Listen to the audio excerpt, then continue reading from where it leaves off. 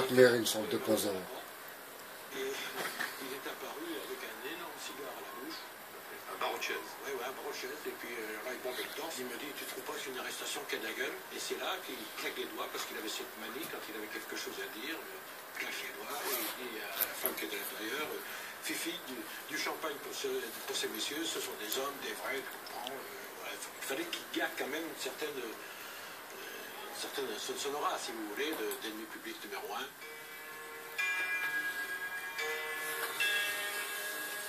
Les policiers peuvent dire ce qu'ils veulent.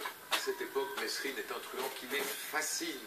Mais d'où lui viennent ce goût du risque, ce besoin de l'adrénaline du braquage, le côté provoque, et puis cette forme de panache? L'enfance peut-être, son éducation? Eh bien non. Mesrine a eu une enfance normale. Jacques Mesrine est né le 28 décembre 1936 à Clichy, dans une famille plutôt aisée. Son père est propriétaire d'une broderie de luxe rue du Faubourg Saint-Honoré, et sa mère travaille avec lui. Le petit Jacques et sa sœur ne manquent de rien. Pourtant, à l'âge de 13 ans, le petit Jacques commence à se montrer turbulent. Alors ses parents le placent en pension au collège des Oratoriens de Juilly, l'un des plus réputés de France. Mais il reste un élève moyen et finit par être renvoyé. À partir de là, il fait l'école buissonnière, chaparde et traîne dans la rue.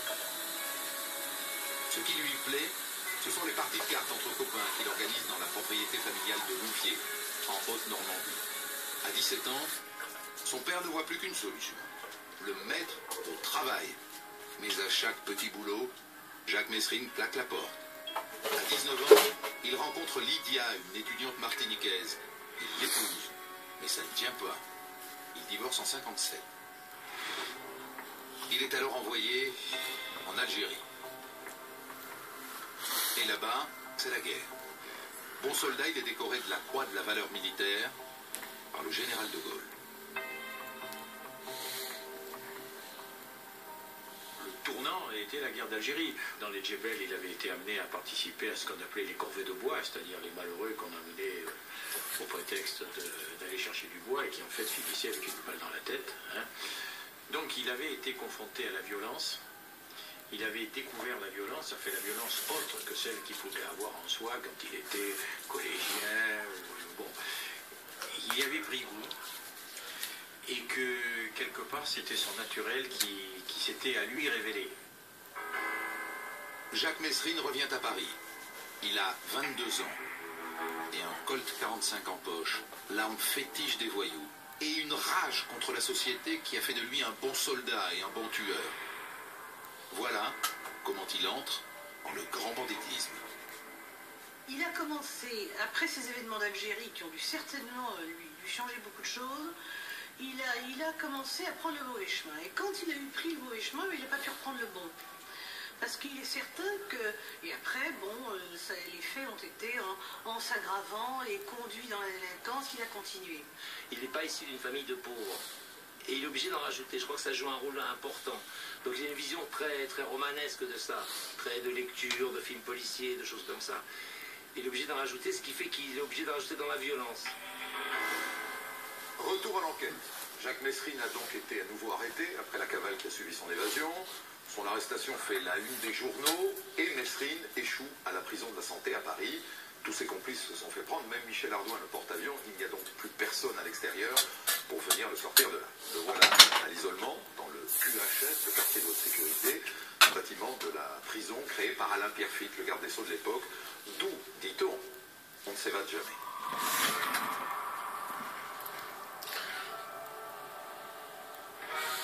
Les détenus qu'on jugeait violents ou qu'on jugeait susceptibles de s'évader et qui étaient remarqués ou en prison ou à l'extérieur parce qu'ils étaient montrés comme des gens dans des choses assez dures, on les isolait complètement.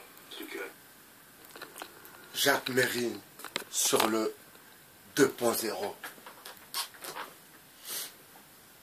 Alors, pour commencer par la fin de l'histoire, Jacques Mérine a bel et bien été abattu. Donc, quand Broussard, quand il revient sur cet épisode, au début de reportage, eh bien, même le journaliste ne veut pas dire que Jacques Mérine a été assassiné par le gouvernement. Parce que il a été assassiné. Sa fin, la fin de sa cavale, la fin de sa vie, a bel et bien été programmée. Il savait à quelle heure il quittait son appartement. Il savait que sa femme était avec lui dans la voiture. Il savait l'itinéraire. Et à la porte de Clignancourt, un camion a doublé sa voiture. Une bâche s'est levée et ils ont tiré. Vous comprenez? Donc, preuve que les États, les gouvernements sont au-dessus de leurs lois. Vous comprenez? Et que si ils veulent vraiment t'assassiner, eh bien, ils t'assassineront, d'une manière ou d'une autre. Alors, aujourd'hui, ils ont trouvé une autre technique pour assassiner, si vous voulez, pour assassiner, assouvir un peuple, assouvir une population. Vous comprenez? On trouve des moyens un peu plus subtils. Donc, la musique, le divertissement et Bilal Hassani qui nous fait l'Eurovision. Vous comprenez? Et le parallèle avec Jacques Mérine, vous savez, c'est que Jacques Mérine est un enfant de bourgeois. Jacques Mérine était un enfant, ma foi, normal. Et ce qui l'a rendu sociopathe, c'est le fait d'être parti en Algérie et là-bas, comme il le précise dans le reportage, excusez-moi, c'était la guerre. Là-bas, c'était la guerre. Et la soif d'aventure, de violence, la soif aussi peut-être de vouloir se trouver, si vous voulez, se trouver un personnage dans cette société dans laquelle il gravitait et où il ne trouvait pas sa place. Vous comprenez? Et l'armée a été l'élément déclencheur de sa sociopathie. Vous comprenez? Et il y a un autre moment très très important.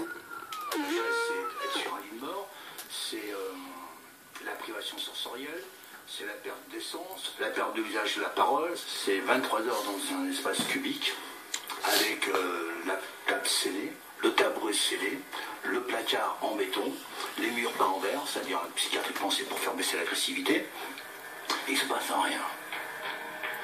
Vous voyez, il ne se passe rien. Cet univers où le détenu est enfermé, et vous savez, aujourd'hui, maintenant, ce genre d'atmosphère existe toujours. Il y a des détenus qui sont aujourd'hui là, au mitard. Le mitard, certes, ce n'est pas le même procédé, mais dans le fond, maintenant, ils laissent le matelas, mais avant, ils ne laissaient pas le matelas. Les détenus peuvent prendre, par exemple, 2 fois 45 jours, c'est-à-dire que le détenu fait 45 jours de mitard. Donc, le mitard, c'est 1 heure de promenade le matin ou l'après-midi au bon vouloir du surveillant. Et puis, sinon, vous ne voyez personne, vous êtes coupé de tout. Et il y a des détenus qui prennent, par exemple, 90 jours. Donc, ils font 45 jours, ils sortent une soirée, et le lendemain, on les remet dans ce fameux mitard. Mais là, c'est les QHS, c'est une autre histoire. Quand on est en QHS, un humanoïde sans âme, et Mérine, lui, ne voulait pas être cet humanoïde sans âme. Il sentait que ça allait arriver. Mesrine a l'impression d'être enterré vivant. Alors avec d'autres détenus, il dénonce des conditions de détention inhumaines. Dans sa vie de truand révolté, le combat contre les QHS sera un moment essentiel, comme il le racontera au journaliste de Libération, Gilles Millet. Libération. Et la haute sécurité, j'ai aucune raison de l'admettre, ni pour moi, ni pour les autres. Car la haute sécurité, c'est une sentence multipliée par 3, au point de vue psychique, au point de vue moral et au point de vue physique. Une chose, des fois on vous déchire les photos de votre femme, qu'on vous supprime une lettre de votre femme, que l'on fait des choses qu'on vous supprime à parloir, vous n'allez pas me dire que c'est pour la sécurité. C'est dans le seul but de détruire un homme. La société assassine les hommes moralement en quartier de haute sécurité. Alors en fin de compte, la société assassine ces gens-là, mais elle les assassine jour après jour, nuit après nuit. Mesrine entre en guerre contre le système et se sert de la presse pour relayer son combat. Très intéressant, très très intéressant. Jacques était très connu, donc ça a intéressé les médias. Et nous avons donc lancé un appel à la trêve de la faim, qui est massivement suivi par d'autres détenus. En 1977, 685 détenus font simultanément la grève de la faim. Parmi eux, un certain Charles Boer. Charles Boer, vous avez bien connu Mesrine. Écoutez bien, Comment écoutez bien. Mesrine? À l'extérieur, c'est lui qui m'a contacté. Les hommes, Contact, c'est les hommes. ce registre-là. Détruire Écoutez les les hommes. quartiers de haute sécurité. À main armée. Violemment, oui, bien sûr. Libérer les prisonniers qui sont à l'intérieur. Les armer, leur donner de l'argent et à charge, par une sorte de contrat moral, à charge pour eux de reproduire la même opération dans les 8 jours. Ça faisait 250 groupes, 250 individus qui formaient. Les hommes, c'est l'Amérique du Sud. Un bon nombre de groupes de guérilla. C'est ce que je pensais. Et là-dedans, Mesrine, Il était d'accord. mais pour le goût de l'aventure. Aussi. Pour une part, mais une part infime. Je crois plutôt en réaction, j'insiste bien là-dessus, sans me vautrer dans la psy à 2 balles, c'était un réactif, Mesrine. Et les QHS lui avaient fait du mal. Il me le disait souvent, mais il putain, ami, on va leur faire casquer ce qu'ils nous ont fait. Lui, c'était sur ce registre. Il avait souffert, donc il voulait faire souffrir. En réaction. C'était un révolutionnaire, pas plus qu'un politique, Jacques. En ce qui me concerne, les luttes que je menais, c'était pas des luttes voyoucrates. C'était pas... Nous étions en marge, comme de même que Mesrine. Mesrine, lui, c'était plutôt dans le process anarcho-gangstériste, vous savez, du début du siècle, du 20e. Bono, la bande à Bono.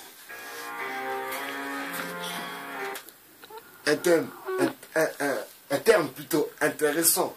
Anarcho-gangstérisme. Quand même, la bande à Bono. Je vous laisse découvrir. Dominique, alors que Mesrine est à l'isolement total, au fond d'un quartier de haute sécurité, un QHS, voilà qu'il publie un livre, alors qu'en principe, il ne peut rien faire passer comme message à l'extérieur. Il publie ce livre, L'instinct de mort. Ouais.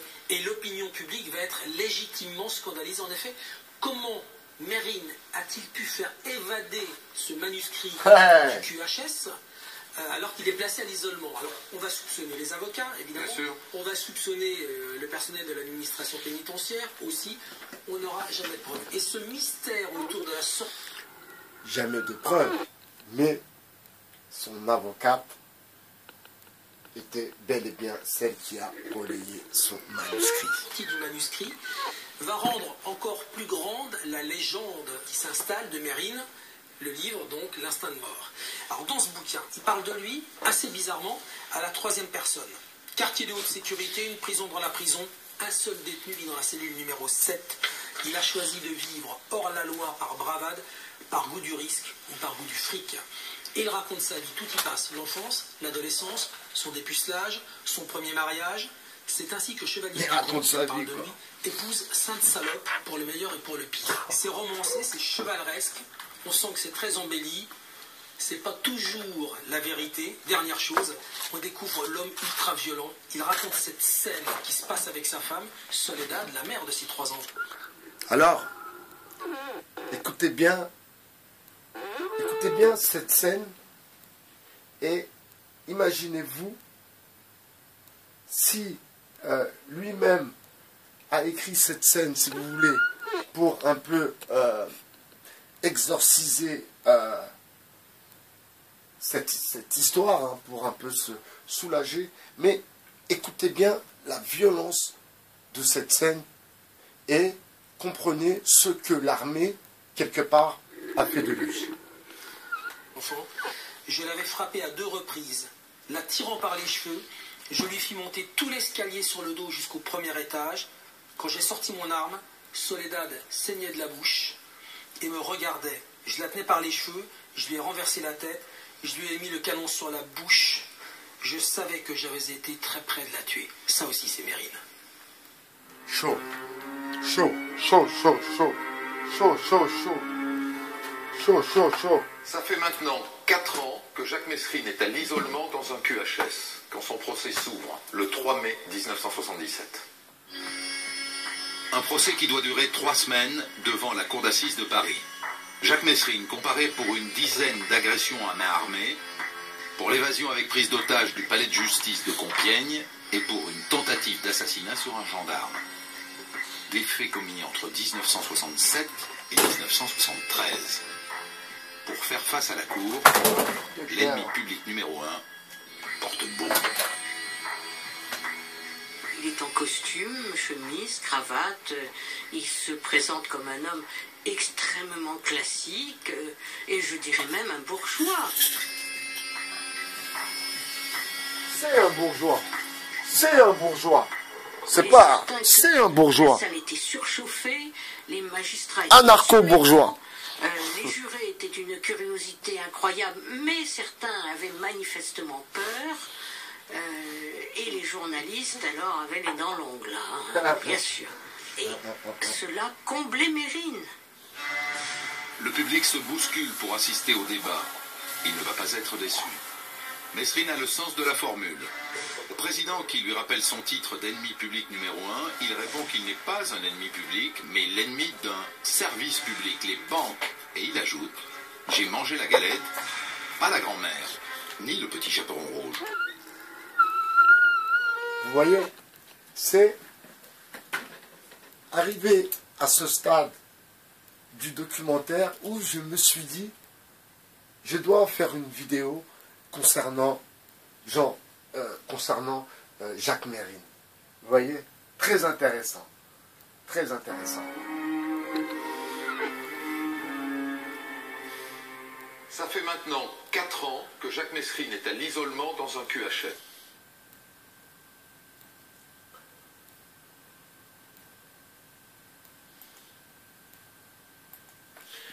Provocation fait son effet. Il avait bien compris l'histoire, ma foi, de cette bourgeoisie qui s'engraisse et s'en sort le mieux que les autres. En fait, ils étaient là que pour servir d'esclaves et que le système, ma foi, est conçu comme ça. Donc la raison, si vous voulez, de la gilet-notance, des gilets jaunes, sauf que eux, c'est une autre histoire. Ils sont dans un game. Ils n'ont pas compris que ce ne sont pas des gens qui vont décider pour nous, pour vous. Vous voyez? C'est ça la différence. Et Jacques Mérine, il est marrant ce moment où il dit j'ai mangé la galette, mais pas la fève ni la grand-mère. C'est son explication, c'est qu'il a compris, il a fait le tour de l'histoire.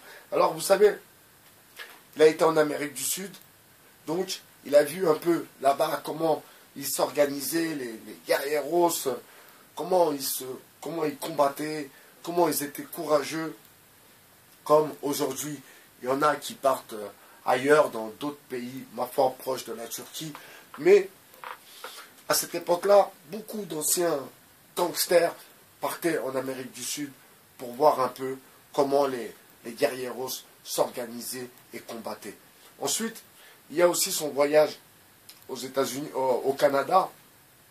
Donc le Canada, qui, en France, c'est l'Amérique. Hein, quand tu es au Canada, même au Québec, hein, c'est l'Amérique. La manière de fonctionner, la manière de... Le logiciel, si vous voulez, il est américain, c'est totalement américain. La salle s'en amuse, la cour s'en agace. Mais le 18 mai 77, fin de la rigolade. Après 3h30 de délibéré, Le verdict tombe.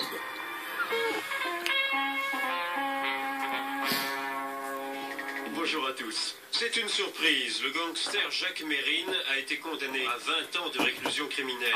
L'avocat général avait réclamé la réclusion à perpétuité. Je crois qu'il a été le premier surpris du résultat. Et je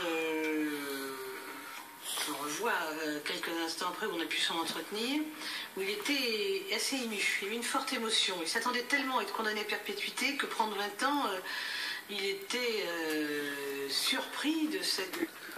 Donc, l'État reconnaissait qu'elle avait, quelque part, fabriqué un monstre. Et c'est pour ça que la cour d'assises a été un peu, ma foi, clémente avec lui. 20 ans sans peine de sûreté. Il aurait pu prendre 30 ans avec 20 ans de sûreté.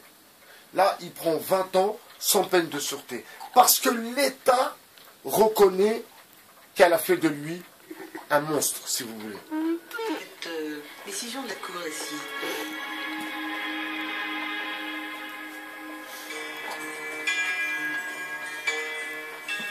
À ce procès, vous avez témoigné. Oui. Et il vous a Collier de barbe. Les yeux dans les yeux. Qu'est-ce qu'il vous a dit? C'est-à-dire que bon, il était évident que le président voulait savoir, et les jurés, bien entendu, voulaient savoir comment s'était passée l'arrestation. Et bon, j'ai raconté. Et Mesrine est debout dans son box, impressionnant, suivant de très près les débats, mais pas du tout agressif ou quoi que ce soit. Et il dit au président. Quelqu'un qui, dans le fond, était très très jaloux de Mérine, hein, de Mesrine. Il était très jaloux parce que lui-même, rêvant d'être une superstar, donc c'était la star de l'anti-gang, donc il était un peu, ma foi, il y avait un peu de jalousie. Et pour preuve, c'est bien lui qui a organisé son assassinat. Donc, Monsieur le Président, ça s'est bien passé comme ça. Mais je dois vous dire que je vais tout faire pour m'évader. Et la prochaine fois, si je retrouve Broussard, ça se passera dans la rue. Il n'y aura pas de champagne, mais je dois dire que le premier qui tirera aura raison. On est d'accord, Broussard? C'est peut-être con, mais c'est comme ça. On est d'accord? Oui, moi j'étais à la barre, là. Je voulais que je dise oui, ben oui. Vous voyez? Vous voyez? Donc, Jacques avait dit à Collier de barbe, de toute façon, le dernier corps qui tirera aura perdu, quoi, quelque part. Et c'est bien lui qui l'a assassiné. Mesrine retourne dans sa cellule de la santé et retrouve la routine des quartiers de haute sécurité. Le folklore, c'est terminé. Quand je l'ai retrouvé, le personnage brillant du box s'est transformé en détenu, de la description, en slip et en maillot de corps, fou furieux de se retrouver là, parce qu'en fait on lui faisait payer les incartades qu'il avait eues pendant le procès. Mais Mesrine a toujours le même. Vous voyez, preuve que l'administration pénitentiaire était, si vous voulez, était l'État. C'était l'État. Comme il avait tiré sur des policiers, il avait humilié un peu la police, eh bien, même à l'intérieur de la prison, il lui faisait la misère. Donc, vous comprenez pourquoi cet homme a toujours voulu s'évader. Parce que même à l'intérieur de la prison, eh bien, l'État lui faisait comprendre que le plus fort, c'était bien lui, l'État. But, s'évader. Et fin 77, en prison, il fait une rencontre capitale. François Besse, un braqueur, Alors les deux hommes sont opposés physiquement. Mérine, c'est un bon 1m80, je crois 1m82. Et François Besse, il doit faire 1m60, 55 kg. Voilà, on le surnomme l'Anguille, ou le petit François. Tony l'Anguille. Lui, c'est tout en finesse, il évite les heures. Et toujours, il s'entretient physiquement. Surtout quand il est en prison, pour fuir. Le plus petit doit être le plus malin. Il était un homme qui aimait le spectacle, qui aimait se montrer, qui avait un égo fort, qui jouait avec les médias. Alors que François Besse était un homme qui ne souhaitait pas du tout ce genre de projection publique. Mesrine et François Besse ont donc en commun une envie d'évasion. Ils ont réussi 3 chacun, ce qui les met sur un pied d'égalité. C'est ensemble qu'ils passent à l'action le 8 mai 78. Voilà. Mesrine est au parloir avec l'une de ses avocates. Il demande au gardien d'aller lui chercher un dossier dans la cellule de Besse. Mesrine profite de l'absence du gardien. Il veut montrer quelque chose à son avocate. La santé. Et brusquement, il saute sur la table, c'est-à-dire c'est une tablette qui nous séparait, et il se met à descendre, oui je le revois très bien, tu vois, il a fait ça avec les mains, une plaque, il a tiré là-dessus, c'est venu tout seul, et il a sorti un certain nombre de choses qui étaient dans les chiffons. Il y a des armes et des trucs que j'ai plus ou moins vus. Dans cette cache, il y avait soi-disant des armes. Ils sont lourds avec leur pub. Waouh. Alors, est-ce que l'avocate... Fendre l'air, pour la première fois en France, une grande exposition en hommage à la virtuosité des maîtres japonais du bambou. Garde la pêche. Est-ce que l'avocate est complice, comme pour l'histoire du manuscrit? Avec son arsenal, Mesrine rejoint Besse. Ensemble, ils neutralisent les gardiens et s'emparent de leurs uniformes. Mérine avait déjà une certaine autorité sur les gardiens, dirais-je. Il a toujours dit qu'il s'évaderait, que personne ne pourrait l'en empêcher, sinon il risquait la vie. Donc il n'y a pas eu, il faut bien dire, beaucoup de résistance parmi les gardiens. Et il a trouvé le temps de me baiser la main en s'excusant. Ah, la grande classe. Très curieux. Je lui ai répété, mais vous allez vous faire tuer. Mais il me dit, mais pas du tout. Ils sont tous neutralisés, on va se tailler la route. Au passage, Mesrine et Besse libèrent un 3e détenu, Carman Reeves, condamné à perpétuité. Wow. Les 3 hommes traversent la cour de promenade jusqu'à la cour de Ronde. Là, Mesrine et Besse gazent un gardien et s'emparent d'une échelle qui est là pour des travaux. À l'aide d'une corde et en plein jour, les 3 prisonniers franchissent le mur, mais une fusillade s'engage. Une fois dans la rue, Mesrine et Besse braquent le conducteur d'une Renault 20. Leur 30X. Il est mon lit, tu charles là-dedans. Mais je savais pas que c'était des gangsters. Je dis, où c'est que tu te crois, toi? Où c'est que t'en es? Il me dit, sors là tout de suite. Je dis, mais t'es complètement charmante, non? Parce qu'il y a eu ceux que c'était des gangsters, je lui filais la porte par la gueule, et puis je m'attirais, quoi. Mais moi, je croyais que c'était des matons, ils étaient déguisés en matons. Est-ce qu'ils avaient... Ils sont tirés comme un verre, ça y est, je suis marrant.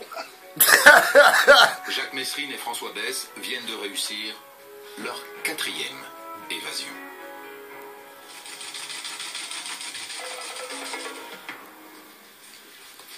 Bien, messieurs, bonsoir. Et oui, Jacques Mesrine s'est évadé, même si ici on n'aime pas trop les formules et le sensationnel, on est bien obligé de dire que l'ennemi public numéro 1 est, depuis ce matin, en liberté. On n'a aucune piste, on sait qu'il est parti avec Besse.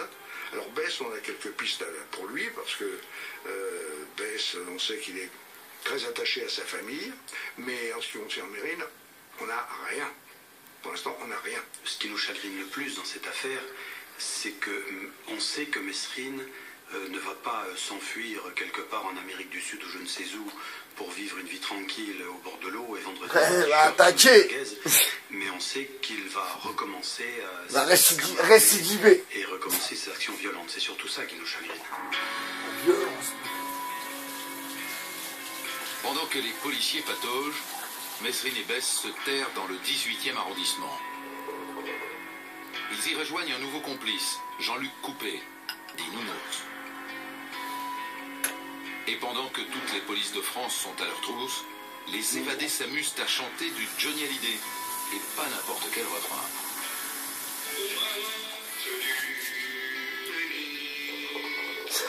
Elle est bonne celle-là. On se réparait, et c'est là que je finirai ma vie, Paris, de longue fille. 8 jours après leur spectaculaire évasion, Mesrine et Bess braquent l'armurerie de la gare de l'Est. En bas, ah oui, c'est vrai. Et surtout avec des armes. Il y avait une armurerie à la place du Lidl. Tout de suite. C'était une armurerie. Et craint le pire. On sait très bien qu'il va leur falloir assumer leur cavale. Et donc il faut quelque chose pour assumer la cavale. Il faut de l'argent. Une cavale, ça coûte très cher. Et on sait très bien qu'à partir du moment où ils dévalisent une armurerie pour se procurer des armes, c'est sûrement pas pour s'amuser à faire des exercices de tir. Mesrine et Bess refont surface à Deauville. Dans la nuit du 26 au 27 mai 78, les deux hommes les plus recherchés de France braquent le casino. C'est la classe Deauville. Hold-up au casino de Deauville la nuit dernière. Selon certains renseignements, il pourrait s'agir d'une agression commise par Mesrine. 70 000 francs ont été classe par Deauville, deux hommes. C'est l'un d'entre eux qui s'est présenté au directeur des jeux en affirmant « Je suis Mesrine, tu as certainement entendu parler de moi, conduis-nous à la caisse. » Ils sont deux. Il y a des dizaines de personnes. Personne ne bouge. Personne ne bouge. Et ça, c'est l'autorité extraordinaire de Mérine qui... Ça, c'est la ferraille qui parle. Fait que les gens fassent peur, quoi. Le caissier réussit à donner l'alerte. Et alors que les deux braqueurs sortent du casino, la détermination. surgit une voiture de police.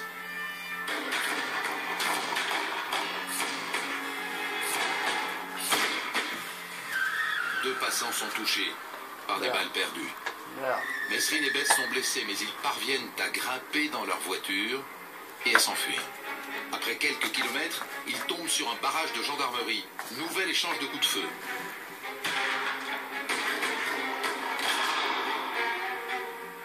Cette fois-ci, le radiateur de leur voiture est percé par une balle.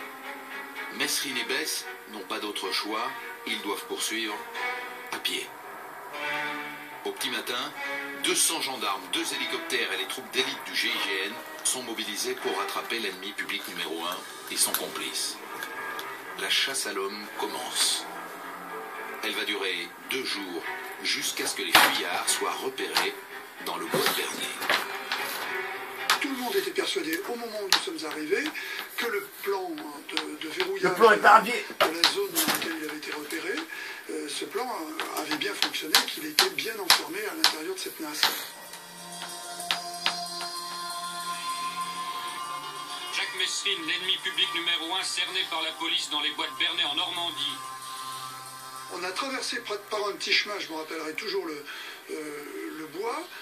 Ça durait à peu près 1,5 km, 2 km de traque où manifestement le chien pistait. Et à l'orée du bois, il y avait une petite route goudronnée, pouf, il s'arrêtait.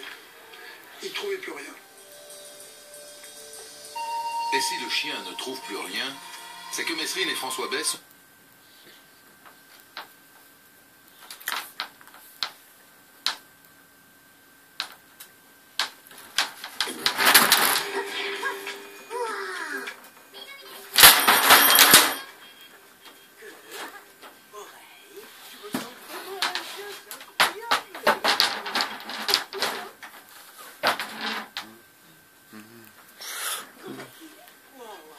Les trucs nazes, c'est incroyable, incroyable. réussi à se mettre à l'abri. Les deux braqueurs se sont réfugiés dans une ferme. Ils ont pris toute la famille en otage. Là, Mesrine et Bess font comme chez eux. Ils se lavent, se rasent, se changent et mangent un morceau. C'est là que le propriétaire de la ferme leur explique que c'est la fête des mères et que sa famille est attendue à Paris. Mesrine et Bess décident de se planquer dans le coffre de leur voiture. Alors que les forces de l'ordre sont sur les dents, tout le monde embarque que dans la DS. Les parents devant, les enfants derrière, les deux gangsters cachés sous le rabat de la plage arrière. Dans la voiture, ils avaient la radio aussi. Et puis bon ben on entendait la prise est imminente, Jacques Mesrine et François Bess sont cernés. Il reste quelques mètres carrés de la forêt. Il reste quelques mètres carrés de la forêt, la prise est vraiment imminente. Alors qu'il était dans la voiture à rouler. C'est là que ça fait drôle, quoi. On entendait ça, on disait, ben bon, les gars, vous pouvez le rechercher à un moment parce qu'il est loin déjà. Arrivés en région parisienne, Mesrine et Bess demandent à leur chauffeur de s'arrêter. Ils sont sortis de la voiture. Et puis, bon, ben là, j'ai dit, ça y est, ça va être le drame sûrement, quoi. Il va se passer quelque chose, et non. Mesrine m'a donné une claque dans le dos, c'est là que j'ai eu peur un peu. En me disant merci, bon. Ça fait un drôle d'effet sur le coup, quoi. Il a dit à mon épouse, d'ailleurs, vous avez un mari qui est courageux. Et il nous a serré la main, puis il est parti. Une fois de plus, l'ennemi public numéro 1 et son complice ont ridiculisé les forces de l'ordre. Mais avec les 70 000 francs du casino de Deauville, près de 11 000 euros, Bess et Mesrine ne peuvent pas aller bien loin. Il leur faut faire un nouveau coup, un gros coup, celui-là. Un mois plus tard, ils braquent la Société Générale du Raincy, en banlieue parisienne, en prenant en otage un employé de banque. Résultat, un butin de 450 000 francs, près de 70 000 euros, sans avoir tiré une seule balle. Vous voyez, avec l'époque d'aujourd'hui, la manière de fonctionner, la peur aussi, les gens ont peur qu'on les prive de leur liberté, vous comprenez? Donc, tout est fait pour que vous ne compreniez pas, quelque part, que les riches deviennent plus riches, qu'il y a beaucoup d'argent qui circule, commerçants, les grosses boutiques, il y a beaucoup d'argent, et que vous êtes en galère, vous comprenez? Et Mesrine, en fait, ce qu'il avait compris, ma foi, ce qu'il avait compris, c'est que tu peux pas avoir deux philosophies. C'est pour ça que je dis, vous êtes en galère. C'est pas que moi, je ne suis pas dans la galère, c'est que moi, j'ai une autre philosophie. Vous comprenez? C'est ça le truc. Moi, j'ai connu la galère. Plus galère que la galère. Parce que tu n'as même pas accès à une galère. Vous comprenez? Donc, ma foi, quand tu sors quand tu veux, tu rentres quand tu veux, tu cours, tu chantes, tu t'écris, tu t'amuses, tu rigoles, tu vois des gens, eh bien, ma foi, c'est ça la vie, quoi. Et pour garder cette orientation, eh bien, la meilleure direction, c'est s'en remettre à notre Créateur. C'était Bye BHR sur le 2.0.